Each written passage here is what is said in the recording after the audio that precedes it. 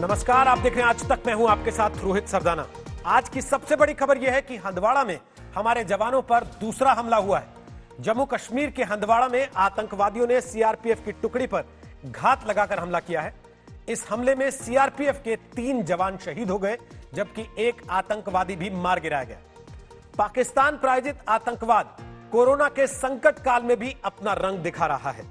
पाकिस्तान में 20,000 से भी ज्यादा कोरोना के मरीज हैं, लेकिन उसका ध्यान अब भी अपनी जनता की सेहत पर नहीं बल्कि आतंकवाद पर है।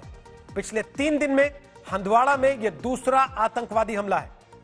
कोरोना के संकट के बीच जवानों की शहादतें देश के दिल को कचोट रही हैं। जो तस्वीरें हम आपको दिखा रहे हैं, ये तस्वीरें हंदवाड़ा के उन शहीदों की हैं जिन्होंने आतंकवादियों को खत्म करने का प्रण लिया था और इसी मिशन में इन्होंने अपने जीवन का सर्वोच्च बलिदान दे दिया।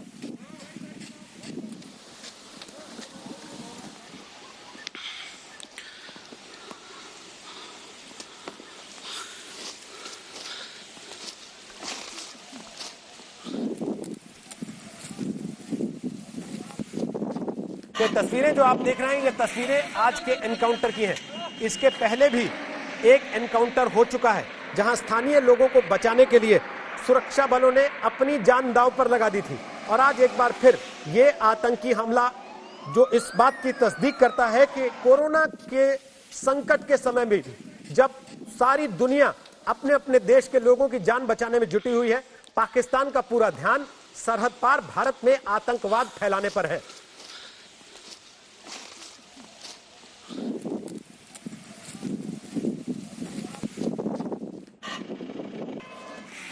तो हम आपको तस्वीरें दिखाएंगे हंदवाड़ा के उन शहीदों की जिन्होंने आतंकवादियों को खत्म करने का प्रण लिया था और इसी मिशन में उन्होंने अपने जीवन का सर्वोच्च बलिदान दे दिया।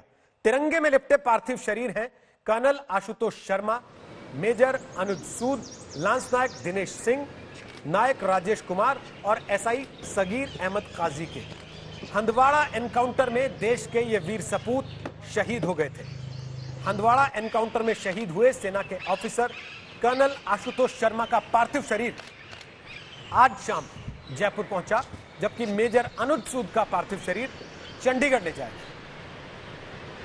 तो ये तस्वीरें आप जो सामने टेलीविजन स्क्रीन पर देख रहे हैं, ये तिरंगे में लिपटे उन्हीं शहीदों की तस्वीरें हैं जिन्होंने हंदवाड़ा में अपनी जान गंवा दी।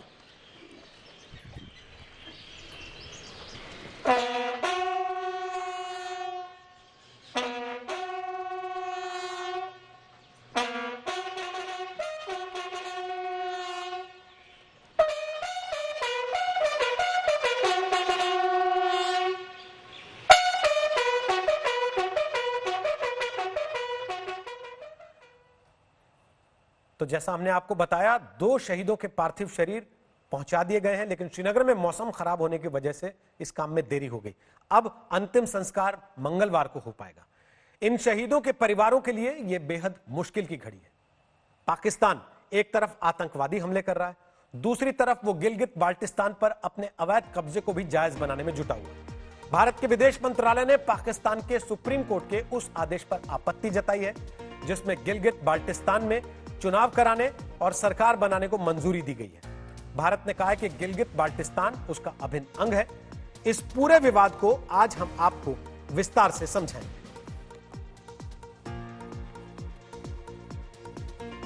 मजदूरों की मजबूरियां तो समझ में आती हैं, लेकिन देश में बहुत से लोग ऐसे भी हैं जो शराब की लत से मजबूर हैं। पूरे देश ने लॉकडाउन के 40 दिन में जो कुछ कमाया, कहीं वो शराब की दुकानों के चक्कर में गवा ना बैठे। 40 दिन से लोग वायरस के डर से अपने अपने घरों में बंद थे, लेकिन शराब की दुकानें खुलते ही सारा डर चुटकियों में ऐसा लगता है कि गायब हो गया और दुकानों के बाहर लंबी लंबी लाइनें लग गई। कोरोना के संकट में ये अनुशासन का मजाक उड़ाने वाली तस्वीरें थी। सवाल यह है कि आखिर इस समय शराब की दुकानें खोलने की जरूरत क्या थी? शराब की दुकानें तो जरूरी सेवाओं में शामिल नहीं है। इसका आर्थिक पहलू भी है। ज्यादातर राज्यों के कुल राजस्व का 15 से 30% हिस्सा शराब से ही आता है। पिछले वित्त वर्ष में तमाम राज्यों ने कुल मिलाकर 2.5 लाख करोड़ रुपए का राजस्व शराब की बिक्री से हासिल किया था। लेकिन जेब और जिंदगी में अगर चुनना हो तो चुना किसको जाएगा, जेब को या जिंदगी को? कोरोना वायरस से निपटने के लिए लॉकडाउन के 40 दिन पूरे हो चुके हैं और आज से देश में लॉकडाउन का तीसरा फेज शुरू हुआ है। यह चरण अब 17 मई तक चलेगा। लॉकडाउन के इस हिस्से में जिंदगी कैसी है, इसमें कितनी छूट है, कौन सी बड़ी पाबंदियां पहले की तरह लागू रहेंगी, ये सब हम आपको आज विस्तार से बताएंगे। चुने हुए जोन्स में सुबह 7 बजे से शाम 7 बजे तक ही घर से बाहर निकलने और मूवमेंट की इजाजत दी गई है, जबकि सार्वजनिक रूप से इकट्ठा होने वाली जगह जैसे school, college, auditorium, cinema hall हर जोन में पूरी तरह से बंद है। ऐसी तमाम गाइडलाइंस पर हम आपको विस्तार से जानकारी देंगे। वैसे आज कोरोना के मामले 42,000 से ज्यादा हो गए हैं और भारत में कोरोना संक्रमित लोगों का रिकवरी रेट इस समय 27% है। लॉकडाउन वाले डिस्काउंट के बीच सरकार हो या समाज, सबको फूंक फूंक कर कदम रखना पड़ेगा।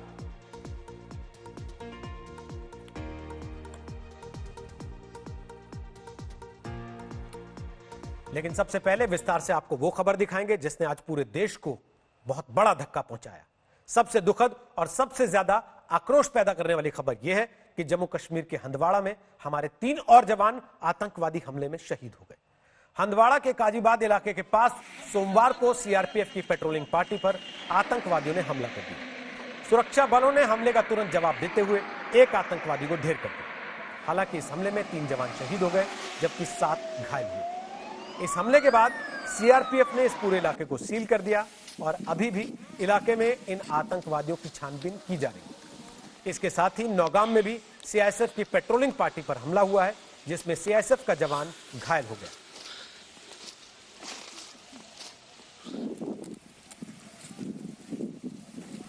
और हमारे 2 सहयोगी इस समय और जानकारी लेकर हमारे साथ लाइव मौजूद हैं। मेरे सहयोगी अशरफ वानी इस वक्त श्रीनगर में हैं और गौरव सावंत इस वक्त दिल्ली से हमें इस खबर पर और जानकारी देंगे। अशरफ वानी, फिलहाल की स्थिति वहां पर क्या है?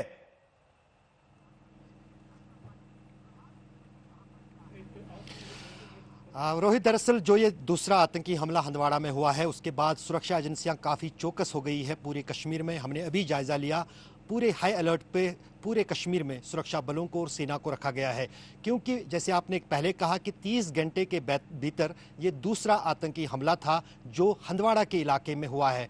कल जहां पर मेजर कर्नल और 2 सेना के अधिकारी शहीद हुए और एक पुलिस कर्मी मारा गया, उस जगह से मात्र 12 किलोमीटर दूर वो जगह है जहां पर आज ये सीआरपीएफ की टुकड़ी पर घात लगाकर हमला हुआ, जिसमें सीआरपीएफ के 3 जवान जो हैं वो मारे गए, 7 घायल हैं। लेकिन यहाँ पर एक सिविलियन भी मारा गया है, क्योंकि जो समझा जा रहा था कि एक शव वहाँ पर पड़ा है वो किसी आतंकी का हो सकता है, लेकिन अब उसकी पहचान हुई है। वो वहाँ पर क्रॉस फायरिंग के बीच में एक 14 साल लड़का मारा गया है। तो जाहिर है कि जो हमलावर हैं वो अभी खुले हैं। यही कारण है कि पूरे इस इलाके में तलाशी अभियान और सर्च ऑपरेशन जो है साझा तौर पर सुरक्षा बलों की ओर से जारी है। लेकिन गौरव, एक चीज समझने की है, जम्मू कश्मीर पुलिस जो हर आदमी जानना चाहता है कि पाकिस्तान में 20,000 से ज्यादा लोग इस समय कोरोना के पीड़ित हैं, संक्रमित हैं, जिनका पता लग चुका है। दुनिया जब लगी है अपने अपने देश में लोगों को बचाने में, पाकिस्तान का ध्यान अब भी इस तरफ है कि कैसे आतंकवाद फैलाया जाए। यहां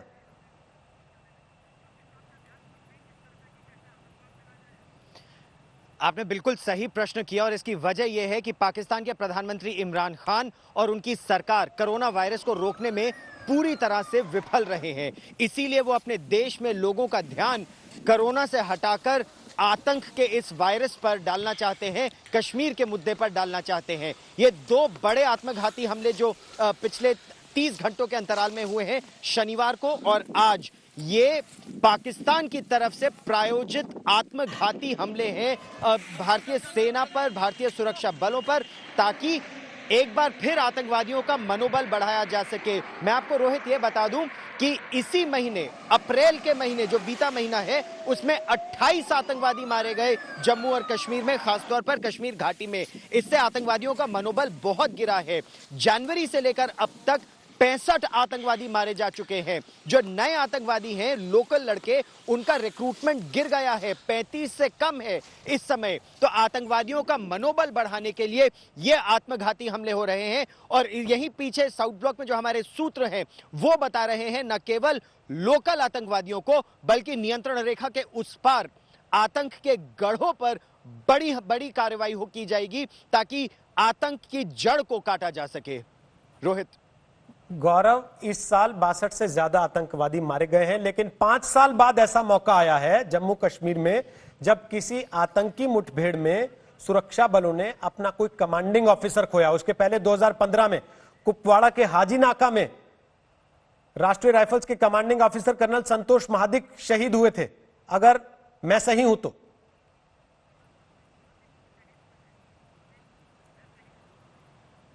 आपने बिल्कुल सही कहा।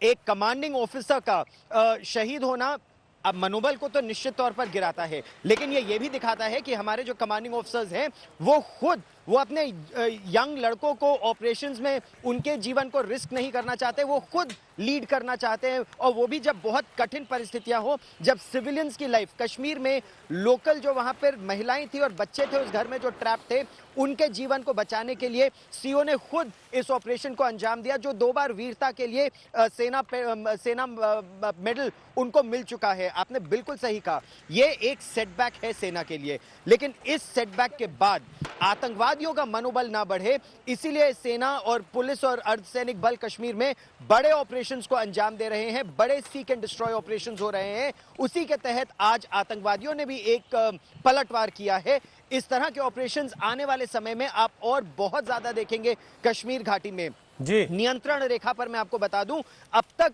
छोटी तोपें चल रही थी या मोर्टार्स चल रहे थे, अब सूत्रों के मुताबिक कुछ जगहों पर 155 मिलीमीटर तोपों से भी आतंक के गढ़ पर हमला किया जा रहा है। जी गौरव, आप बने रहिएगा हमारे साथ। गौरव और अशरफ वानी आप दोनों के पास आएंगे, लेकिन उसके पहले एक तस्वीर जो आज पूरे देश को देखनी चाहिए। जीवन के सबसे बड़े दर्द के पल में बलिदान की एक मुस्कान हम आपको दिखाना चाहते हैं। जो तस्वीर हम आपको दिखा रहे हैं वो शहीद कर्नल आशुतोष शर्मा की पत्नी पल्लवी और उनकी बेटी तमन्ना की तस्वीर है। कल आज तक के साथ एक खास बातचीत में पल्लवी ने कहा था कि उन्हें अपने पति की शहादत पर गर्व है। दुखी होकर वो अपने पति की वीरता और अपने गर्व को कम नहीं करना चाहती। देश कोरोना के संकट से गुजर रहा है, ऐसे में सबसे मुश्किल होता है दोहरी लड़ाई लड़ना। देश में जब महामारी जैसी बड़ी मुसीबत आती है तो सैनिकों को बॉर्डर के साथ अंदरूनी संकट को दूर करने में भी अपनी जिम्मेदारी निभानी पड़ती है। ऐसे वीरों को हमारा शत शत नमन है।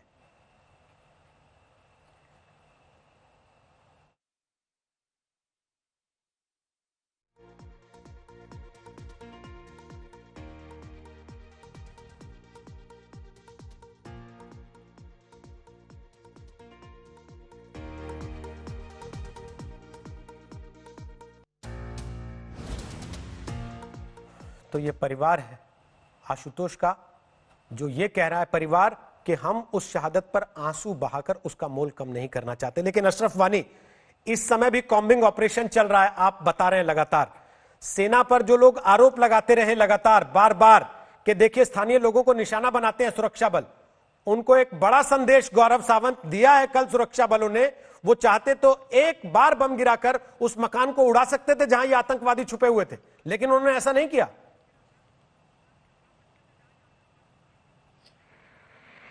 आपने बिल्कुल सही कहा रोहित, अगर सेना चाहती तो सेना रॉकेट लॉन्चर से सेना उस घर को गिरा सकती थी, आतंकवादी अंदर खत्म हो जाते, लेकिन उस घर की में जो महिलाएं थी, जो बच्चे थे, वो भी उसमें मारे जा सकते थे। यही नहीं, उसके पीछे जो काउशेड था उसमें जो पशु हैं वो भी मारे जाते, और इसीलिए सेना ने उस पूरे घर को घेरा। कंपनी कमांडर ने ऑपरेशन को अंजाम दिया, महिलाओं को बचा के वहां से बाहर निकाला, बच्चों को बाहर निकाला, लेकिन उसमें घर के अंदर आतंकवादियों ने उन पर जब पलटवार किया तब सीओ खुद उस ऑपरेशन को अंजाम देने के लिए सीओ और उनका बड़ी उस घर में घुसे। तो ये बहुत बड़ी बात है कि सेना नहीं चाहती कश्मीर घाटी में सिविलियंस जो हमारे अपने लोग हैं उनको कोई भी क्षति पहुंचे। लेकिन दूसरी तरफ आप ये देखिए ना रोहित, जो आज हम सबसे बड़ी खबर दिखा रहे हैं कि देश भर में 5 अलग अलग घरों में मातम पसरा है।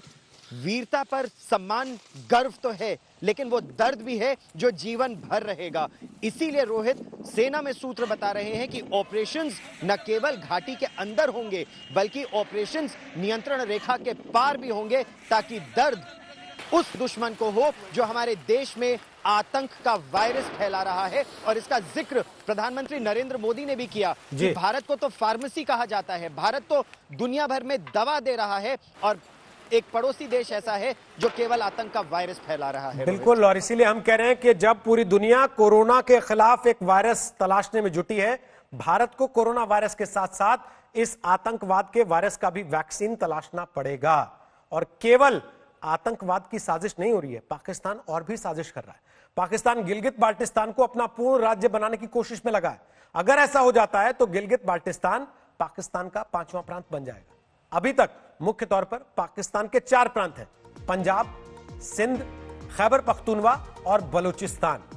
इसके अलावा एक फाटा का इलाका है जिसका प्रशासन सीधे पाकिस्तान सरकार के अधीन है, जबकि गिलगित बाल्टिस्तान एक स्वायत्त प्रदेश है जहां पाकिस्तान ने वर्ष 1947 में ही कब्जा कर लिया था। पीओके के अलावा पाकिस्तान के कब्जे वाले इस इलाके पर भी भारत ने बार बार अपना दावा किया है। सुरक्षा के नजरिए से भी यह इलाका बहुत संवेदनशील है। गिलगित बाल्टिस्तान कश्मीर प्रांत के तहत आता है, इसलिए यह पूर्ण रूप से भारत का हिस्सा है। जम्मू कश्मीर का पूरा इलाका 2,22,236 वर्ग किलोमीटर का है, जिसमें से 1,21,000 वर्ग किलोमीटर पाकिस्तान और चीन के कब्जे में है, जबकि 1,01,387 वर्ग किलोमीटर क्षेत्र ही भारत के पास बचा हुआ है।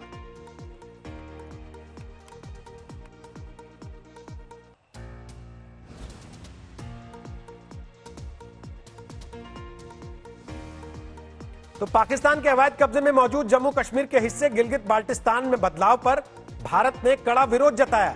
भारत के विदेश मंत्रालय ने पाकिस्तान के सुप्रीम कोर्ट के उस आदेश पर आपत्ति जताई है जिसमें गिलगित बाल्टिस्तान में चुनाव कराने और सरकार बनाने को मंजूरी दी गई। भारत ने पाकिस्तान से कहा कि पूरा जम्मू कश्मीर, लद्दाख और गिलगित बाल्टिस्तान भारत का अविभाज्य हिस्सा है। पाकिस्तान को उसके अवैध कब्जे में मौजूद हर क्षेत्र को फौरन खाली करना चाहिए। पाकिस्तान सरकार या उसकी न्यायपालिका का अवैध और जबरन कब्जाए इलाकों पर कोई अधिकार नहीं है। और पाकिस्तान के सुप्रीम कोर्ट ने वहां की सरकार को 2018 के एक प्रशासनिक आदेश में बदलाव करके गिलगित बाल्टिस्तान में चुनाव कराने की इजाजत दी है। आदेश के तहत चुनाव के दरमियान पाकिस्तान वहां अस्थायी सरकार भी बनवा सकता है। गिलगित बाल्टिस्तान पर 2018 का पाकिस्तान का प्रशासनिक आदेश पहले से ही पाकिस्तान के पीएम को कई मसलों पर अधिकार देता है। चीफ जस्टिस की अध्यक्षता वाली पाकिस्तानी सुप्रीम कोर्ट के 7 जजों की बेंच ने वहां चुनाव कराने का आदेश जारी किया है।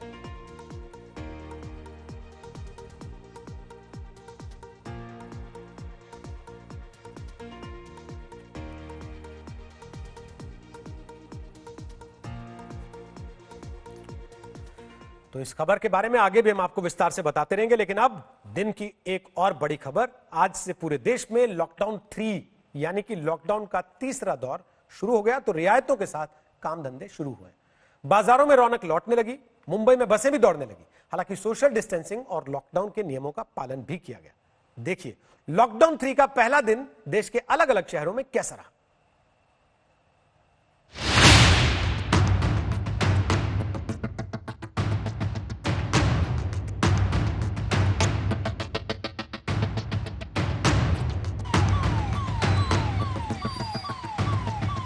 ये दिल्ली का गाजीपुर है, जहां लॉकडाउन से पहले जैसे हालात नजर आए। पास की चेकिंग के दौरान गाड़ियों की लंबी लाइन लग गई। वहीं सरकारी दफ्तर खुलने की खबर पर लोग अपने दफ्तर पहुंचे तो वहां ताला लगा मिला। मैं पेंशन के मेरी 4 महीने से नहीं आई है, उसके लिए आई थी। पेपर में पढ़ा था कि भाई आज मंत्रालय खुल गए हैं सारे, तो पैसे की जरूरत होती है तो कहाँ जाएं हम लोग। मैंने कहा था जनवरी में डॉक्यूमेंट जमा करा के गया था, कहता अप्रैल में आ जाएगी। अप्रैल पूरा बीत गया, आई ही नहीं। अब आया 4 चक्कर मार के, आती ही नहीं है। ये बंद रहता है, 4-5 बंद ही पड़ा हुआ है काफी। अप्रैल में बोला था आ जाएगी, आई नहीं अप्रैल में। दूसरी तरफ दुकानों के शटर खुलने लगे हैं, बाजार में रौनक लौट रही है। ये गुरुग्राम से आई तस्वीरें हैं। करीब 1 महीने बाद सैलून की दुकानें खुली तो लोगों ने राहत की सांस ली। सैनिटाइजेशन का पूरा ख्याल रखा गया। मुंबई में जरूरी सेवा से जुड़े लोगों के लिए बसें चलने लगी। बसों में सोशल डिस्टेंसिंग का ख्याल रखा जा रहा है, इसलिए बसों में आधी सवारी ली जा रही है। इसकी वजह से सुबह सुबह बस डिपो में लंबी लाइनें लग गई। लोगों की भीड़ यहाँ पर आज रोजमर्रा से ज्यादा दिखाई दे रही है। पिछले कुछ दिनों से जो सन्नाटा छाया हुआ था, इससे बिल्कुल विपरीत एक चित्र आपको दिखाई दे रहा है। और सोशल डिस्टेंसिंग की अगर हम बात करें तो यहाँ कम या ना के बराबर हमको सोशल डिस्टेंसिंग दिखाई देती है। जयपुर में लॉकडाउन 3 के दौरान मिली छूट का असर दिखा। बाजारों में दुकानें खुलने लगी। ग्रीन जोन वाले गोवा के पणजी में भी फिश मार्केट से पाबंदी का पहरा हट गया। बेंगलुरु में भी कई फैक्ट्रियां खुल गईं। लॉकडाउन के बाद पहली बार स्टाफ काम पर पहुंचा। चेन्नई में भी कपड़े, बर्तन और मोबाइल की दुकानें खुल गई। महीने बाद लोगों को खरीदारी का मौका मिला, हालांकि दुकानों पर ज्यादा भीड़ नहीं दिखी। पश्चिम बंगाल के सॉल्ट लेक इलाके में आईटी कंपनियां खुल गई। हालांकि स्टाफ को दफ्तर तक पहुंचने में दिक्कत हुई। लॉकडाउन 3 के दौरान आज से सरकार ने जोन के मुताबिक छूट दी है। आज जो तस्वीरें सामने आई हैं, उससे यही लग रहा है कि धीरे धीरे अर्थव्यवस्था पटरी पर आएगी, लेकिन इस छूट का बेजा इस्तेमाल ना हो, इसका ख्याल सबको रखना होगा। दिल्ली से सुशांत मेहरा और मुंबई से कमलेश सुतार के साथ आज तक ब्यूरो। लॉकडाउन 3 में दी गई एक राहत आज की बड़ी बहस की वजह बन गई। गृह मंत्रालय ने राज्यों को शराबों की दुकानें खोलने की मंजूरी दे दी, लेकिन पहले दिन कई राज्यों में शराब खरीदने के लिए सोशल डिस्टेंसिंग की धज्जियां उड़ गई। दिल्ली में तो कुछ जगह हालात ऐसे हो गए कि पुलिस को दोपहर में ही दुकानों के शटर गिरवाने पड़े। मुख्यमंत्री अरविंद केजरीवाल को चेतावनी देनी पड़ी। आज शराब खरीदने के लिए बने हालात के बाद यह सवाल पूछा जा रहा है कि कमाई के लिए क्या सरकार ने जल्दबाजी तो नहीं कर दी।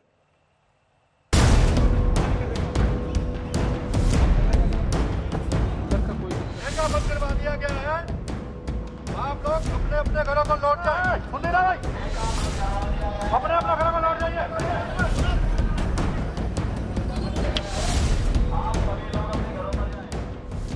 लॉकडाउन 3 में शराब की दुकानों को खोलने की इजाजत मिली है, तो पहले ही दिन सोशल डिस्टेंसिंग की सारी तपस्या पर कुछ यूं पानी फिरता नजर आया। इस वक्त हम लोग करोल बाग में मौजूद हैं और आप देख सकते हैं कि एक शराब की दुकान के बाहर के हम आपको हालात दिखाते हैं। ये आप लाइन देखिए, ये दुकान जहां पर है वहां से ये दूरी तकरीबन 300 मीटर के आसपास है, जहां पर हम इस वक्त खड़े हैं। आगे आप जो देख रहे हैं, जहां पर आपको पुलिस वाला नजर आ रहा है, वहां से राइट लेकर के दूर दुकान है और यहाँ पर इस वक्त हम लोग मौजूद हैं। और आप देखिए ये लाइन कहाँ तक है, और इतना ही नहीं, सिर्फ इसी तरफ नहीं, ये लाइन सड़क के दूसरी तरफ भी लगी हुई है। देखिए जो मेन रोड है, ये करोल बाग की मेन रोड है, इसके दूसरी तरफ आप रोड पे आप देखिए, उधर भी आपको पुलिस लाइन मैनेज करते हुए नजर आएगी। पुलिस लगातार कोशिश कर रही है कि लोगों को किसी तरीके से मैनेज किया जाए, सोशल डिस्टेंसिंग का उल्लंघन ना हो, मास्क पहन के लोग आए। 40 दिनों बाद शराब की बिक्री पर दुकानों पर लंबी लंबी कतारें दिखी, और हद तो तब हो गई जब कई जगहों पर भीड़ ऐसे बेकाबू हुई कि लाठी चार्ज करने तक की नौबत आ गई।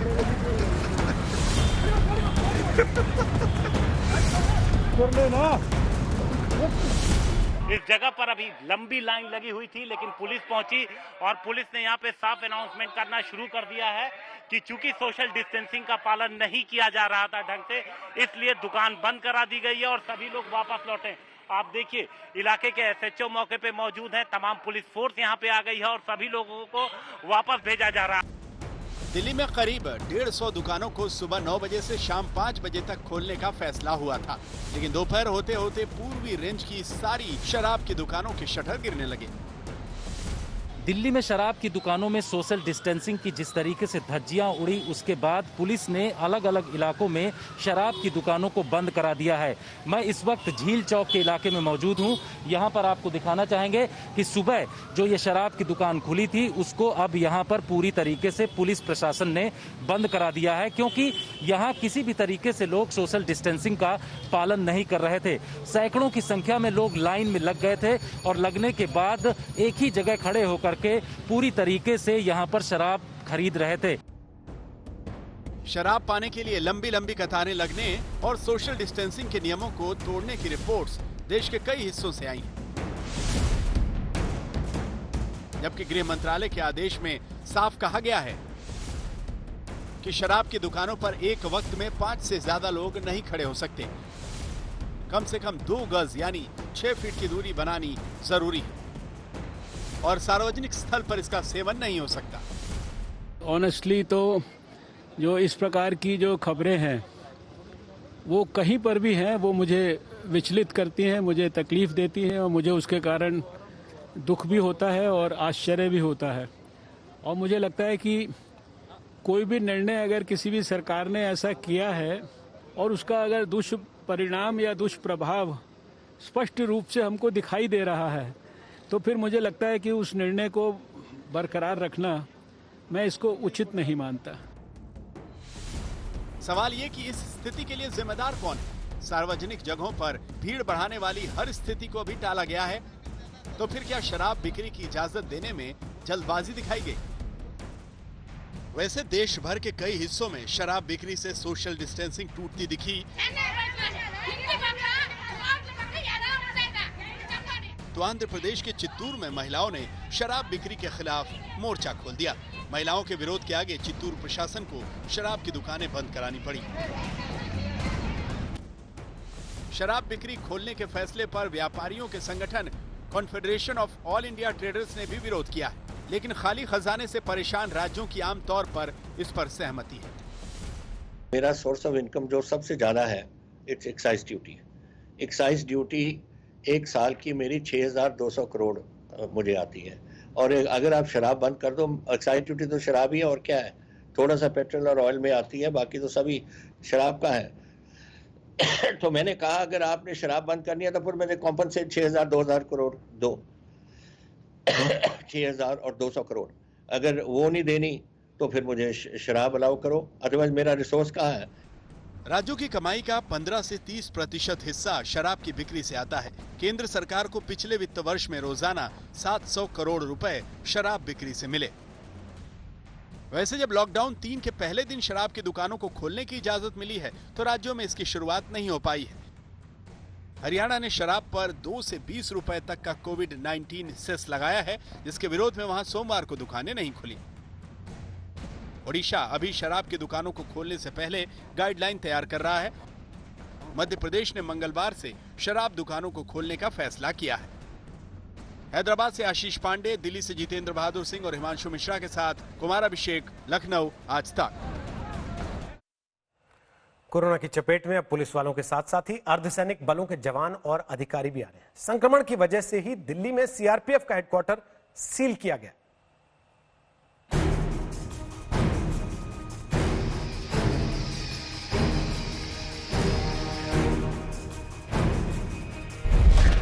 कोरोना की चपेट में अर्धसैनिक बल। सीआरपीएफ असिस्टेंट कमांडेंट संक्रमित।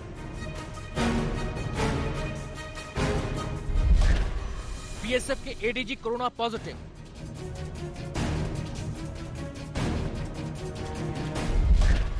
आईटीबीपी और सीआईएसएफ तक फैली बीमारी। दिल्ली के सीजीओ कॉम्प्लेक्स में इन तमाम अर्धसैनिक बलों के हेडक्वार्टर हैं। अफसरों और कई जवानों के कोरोना संक्रमित पाए जाने के बाद सैनिटाइजेशन ड्राइव चलाया जा रहा है। सीआरपीएफ में अब तक कोरोना संक्रमण के 144 मामले सामने आ चुके हैं। इनमें इसी सीजीओ कॉम्प्लेक्स में तैनात एक असिस्टेंट कमांडेंट भी शामिल है। इससे पहले सीआरपीएफ का एक ड्राइवर संक्रमित हुआ था। फिलहाल सीआरपीएफ हेडक्वार्टर को सील कर दिया गया है। कब तक सील रहेगा सीआरपीएफ हेडक्वार्टर और कब तक काम रिज्यूम हो सकता है? अभी ये तो एज पर प्रोटोकॉल में ही चलेगा। अभी जो प्रोटोकॉल है उसके हिसाब से। जहां तक बीएसएफ की बात है तो उसके हेडक्वार्टर में भी एक हेड कांस्टेबल कोरोना पॉजिटिव पाया गया है। कुल मिलाकर बीएसएफ में 55 मामले सामने आए हैं। इनमें एडीजी स्तर के अधिकारी भी शामिल हैं। सीआरपीएफ के बाद अब बीएसएफ में भी कोविड पॉजिटिव केस पाया गया है और उसके बाद से हम देख रहे हैं शुक्रवार को ये केस आया गया और 2 दिन से ये मुख्यालय बंद था। आज भी वो जो फ्लोर है जिसमें पाया गया वो बंद कर दिया गया है। आईटीबीपी में कोरोना से एक हेड कांस्टेबल की मौत हो चुकी है। अब तक आईटीबीपी में 21 कोरोना पॉजिटिव केस आ चुके हैं। 40 जवानों की रिपोर्ट आने वाली है। सीआईएसएफ में अब तक 11 कोरोना के केस आए हैं। देश के अलग अलग हिस्सों में पुलिस और अर्धसैनिक बलों में कोरोना के बढ़ते मामलों को देखते हुए गृह मंत्रालय ने कोरोना से बचाव के लिए जारी निर्देशों का पालन करने की हिदायत दी है। पुलिस और सिक्योरिटी फोर्सेस में बढ़ते संक्रमण को देखते हुए गृह मंत्रालय ने bureau of police research and development और स्वास्थ्य मंत्रालय का परामर्श लेते हुए सभी स्टेट्स और यूटीज को और सभी सेंट्रल आर्म्ड पुलिस फोर्सेस को एडवाइजरी जारी की है। इसमें उनका ध्यान फिर से स्वास्थ्य मंत्रालय के विभिन्न दिशा निर्देशों की तरफ आकृष्ट किया है कि कार्य करते समय और कार्यस्थलों में कोविड-19 से बचने के लिए उन्हें किस प्रकार की सावधानी बरतनी चाहिए। इससे पहले दिल्ली के जामा मस्जिद इलाके में तैनात बीएसएफ के 30 से ज्यादा जवान कोरोना संक्रमित पाए गए थे। वहीं त्रिपुरा के अंबासा स्थित बीएसएफ कैंप में कोरोना संक्रमण के मामले तेजी से बढ़ रहे हैं।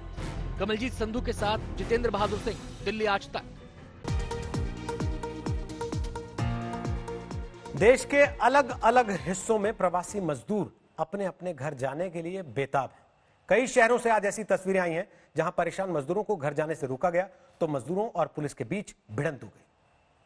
देखिए ये पुलिस की गाड़ियां फिर से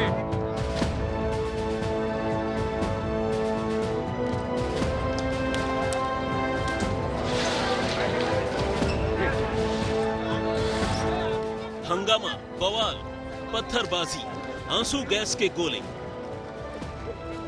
बवाल ने सूरत की सूरत ही बदल दी है। एक तरफ पुलिस पर पत्थरबाजी करते मजदूर हैं, दूसरी तरफ हंगामा कर रहे लोगों को संभालने की कोशिश कर रहे पुलिसकर्मी हैं। पूरा बवाल सूरत के बरेली में मजदूरों के घर वापसी को लेकर हुआ। जा रहे हैं बरेली गांव की सीधी तस्वीरें हैं। मैं रूम में पड़े थे, गेम खेल रहे थे, तभी हमको जबरदस्ती उठा के लाए यहाँ पे। हमने कुछ किया नहीं, तभी हमको पकड़ के लाए यहाँ पे।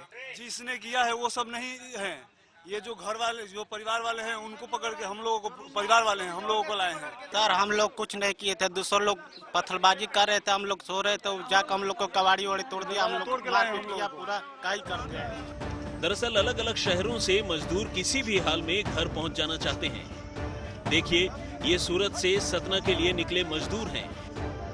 इस बात से बेपरवाह कि ऐसा सफर इन्हें मुश्किल में डाल सकता है।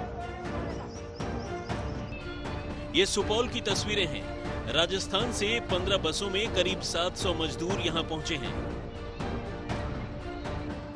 रायबरेली में भी महाराष्ट्र और गुजरात से लौटे मजदूरों का जत्था दिखा। पुणे में भी मजदूरों के सब्र का बांध टूट गया। मजदूर सड़क पर उतर आए। मजदूर मांग कर रहे थे कि सरकार उन्हें किसी भी स्थिति में उनके घर पहुंचा दे। कितने दिन हो गए चले हुए? 4 दिन। कहाँ से आए थे? वो ट्रक से आए थे। ट्रक कहाँ, यहाँ किस लिए रोका? सर लोग रोक लिए थे, बोले वापस जाओ।